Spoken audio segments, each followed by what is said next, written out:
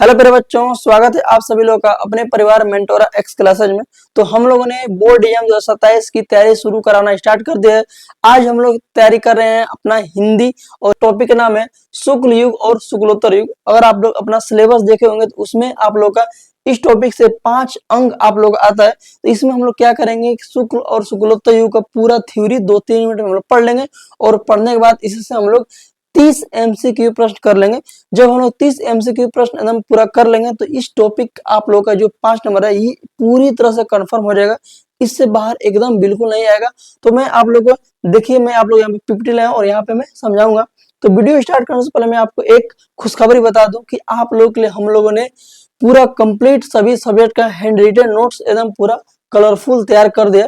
अगर आप लोग चाहते हैं कि इस तरह का नोट्स कहाँ पर देखने को मिलेगा तो आप लोग इस वीडियो को पूरा कंप्लीट देखिएगा और सबसे पहले पढ़िए शुक्ल और शुक्लोत्तर युग, तब मैं आप लोगों को ये नोट्स के बारे में बताऊंगा। तो चलिए हम लोग पहले स्टार्ट करते हैं शुक्ल युग। तो आज हम लोग सीखेंगे आखिर शुक्ल युग क्या है, क्यों है और इससे कैसे कैसे प्रश्न आप लोग के एग्जाम में पूछता है। और इससे मैं आप लोग जो 30 MCQ प्रश्न कराऊंगा उसको आप लोग जरूर देखिएगा, क्योंकि तभी आप लोग इसको पढ़ने के बाद उसमें 30 में से आप लोग कितने प्रश्नों का जवाब दे पाते हैं। तो चलिए मैं आप लोग को सबसे पहले सिखाता हूँ शुक्ल युग। अब आप लोग शुक्ल युग का जो प्रश्न है ये कहाँ से आता है। सबसे प्रश्न यही पहले पूछता है कि आखिर ये शुक्ल युग किस लेखक के नाम पर पढ़ा है। तो आप लोग ये चीज याद रखना है कि शुक्ल युग की हिंदी गद्य, यानी कि शुक्ल युग में हिंदी गद्य का साहित्य में बहुत ज्यादा विकास हुआ है। तो ये सबसे पहला पॉइंट आप लोग याद रखना है। तो हिंदी गद्य साहित्य का विकास हुआ है। जब ये विकास करने में किस लेखक का योगदान था, तो वो योगदान था पंडित रामचंद्र शुक्ल, यानी कि पंडित रामचंद्र शुक्ल के महत्वपूर्ण योगदान के कारण शुक्ल युग का नाम दिया गया।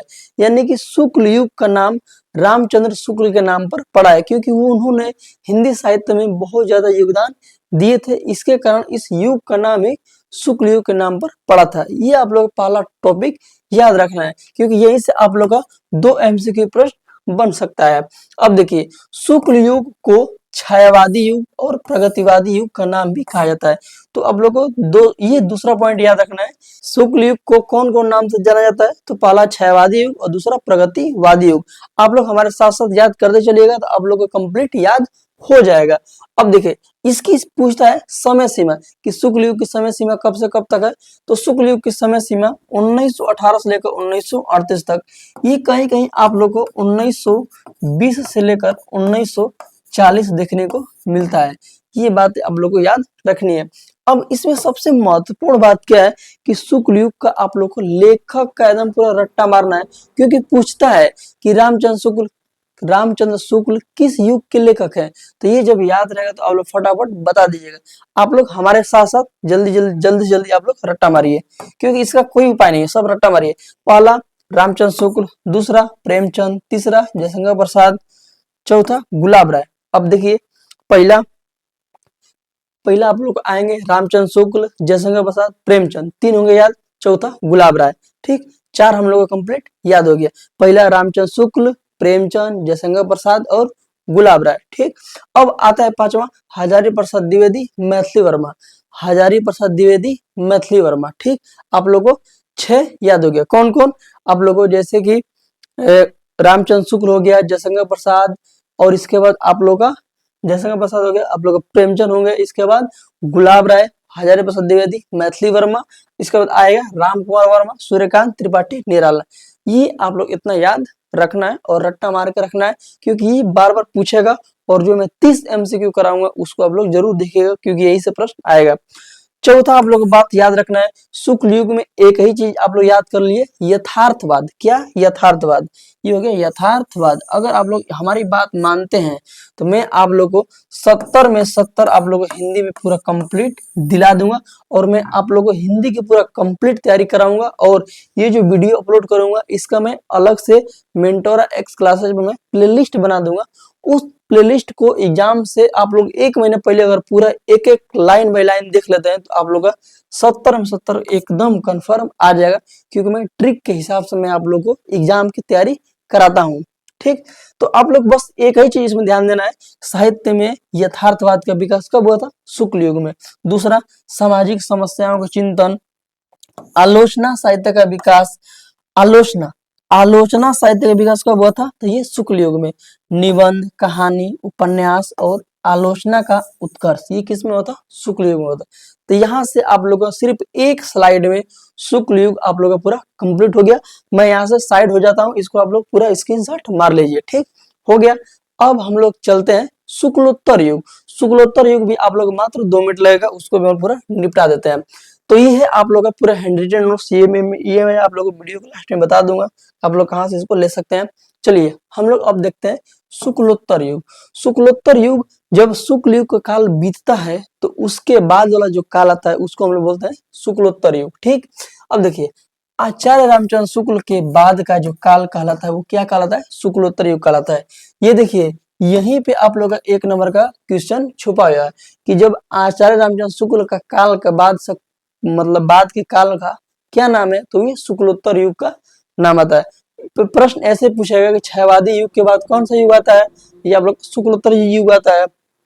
ठीक, अब इसमें आप लोग याद रखना है समय सीमा। क्या याद रखना है? समय सीमा 1938 है या कहीं कहीं आप लोग 1940 दी रहता है, 1940 से वर्तमान तक।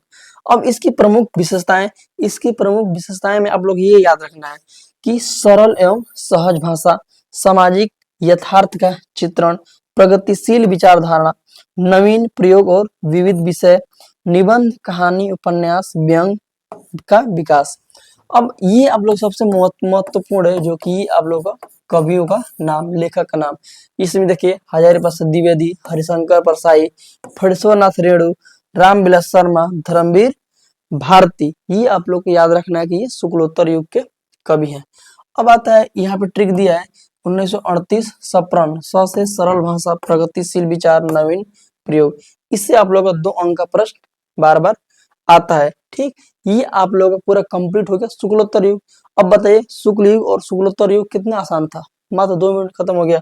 अब देखिए यहाँ पर मैं आप लोग को मैं बताता हूँ, सिर्फ इसको आप लोग याद, ये इस वाले चार्ट को आप लोग ध्यान से देखिएगा क्योंकि देखिए शुक्ल युग और ये शुक्लोत्तर युग, इसमें देखिए समय 1920 से 38 तक, 38 के बाद का, इसको आचार्य रामचंद्र शुक्ल का काल कहा जाता है, इसको आचार्य शुक्ल के बाद का काल कहा जाता है। इसमें भाषा गंभीर, परिमार्जित और साहित्यिक, इसमें सरल, सहज और बोलचाल के निकट।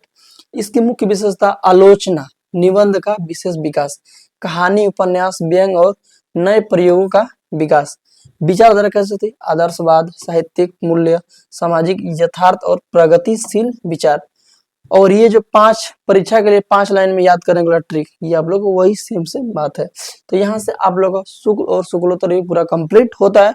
अब मैं आप लोगों को नोट्स के बारे में बताता हूँ, आप लोग नोट्स और इसका आप लोग 30 मोस्ट इम्पोर्टेंट प्रश्न करना मत भूलिएगा क्योंकि मैं इसके बाद इस वीडियो के नीचे डाल दूंगा, वहां से आप लोग 30 MCQ प्रश्न उसको आप लोग तैयार कर सकते हैं। अब ये मैं आप लोग को बताता हूँ कि ये नोट्स कहाँ पर देखने को मिलेगा। तो आप लोग को यहाँ पर देखिए ये हिंदी, इंग्लिश, गणित, विज्ञान, समाज विज्ञान, संस्कृत, ये सारा सब्जेक्ट का आप लोग कलरफुल नोट्स अगर आप लोग लेना चाहते हैं, बोर्ड एग्जाम 2027 की तैयारी कर रहे हैं और आप सोच रहे हैं कि मैं एकदम लिखा और नोट्स एकदम पूरा मैं उसको पढ़ लूं ताकि मेरे को ज्यादा मेहनत ना करना पड़े, तो आप लोग ये जो दिया गया व्हाट्सएप नंबर है यहाँ पे SMS करिए। यहाँ पर आप लोग को 99 रुपए पेमेंट करना पड़ेगा और यहाँ पर आप लोग को ये सारा नोट्स देखने को मिल जाएगा। जय हिंद।